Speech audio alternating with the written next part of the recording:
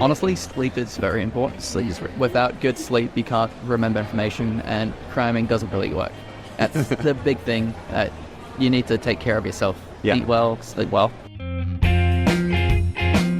G'day and welcome to the Choosing Your Uni podcast. I'm your host, Rob Malicki, coming today from Garigal Land in Sydney. And today's episode is a little bit different. It's a micro episode because it's that time of year. End of high school exams are upon us.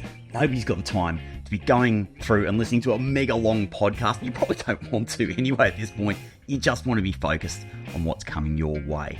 And so what I thought I'd share is just a couple of minutes of the best advice that I've heard from university students over the years. I've literally spoken to thousands of university students over the years, and one of my favourite questions is, what advice would you give to students who are going into those end of high school exams? So here, in just a couple of minutes, is a selection of some of that best advice. And I think if you're feeling a little bit under pressure right now, you feel like there's this tidal wave coming towards you, tsunami coming towards you, some of this advice I reckon you might find a little bit helpful.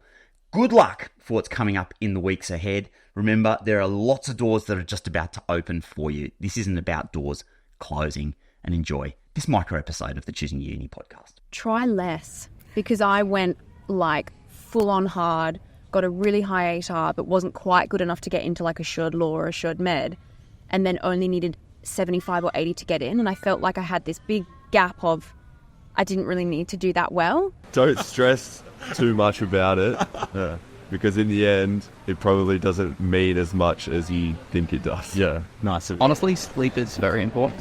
Without good sleep, you can't remember information, and cramming doesn't really work. That's the big thing. You need to take care of yourself. Yeah. Eat well, sleep well. Year 12 exam. It's not the end of the world if they go badly, It's not really a big deal. No one really remembers what you got in year 12 except for you. And there's usually always another way around to getting into a course that you want to get into. The stress is worth it, because this is not completely stress-free, but a lot less stressful than year 11 and 12. Yeah. I'm under a lot less pressure here, and to just power through because it gets better. Stop focusing on girls.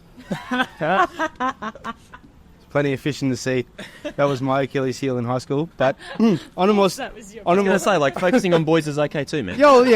Whatever way you want to swing it. But I'd probably say definitely doing well in year 12 makes things easier, but it's not the be all and end all. And a lot of people in my year 12 were very, very stressed out on getting the right marks and getting into the right courses. But fast forward 5-10 years on and everyone's happy and everyone's doing what they wanted to do anyways. Never leave things to the night before, even though you always will, but it's not a great idea.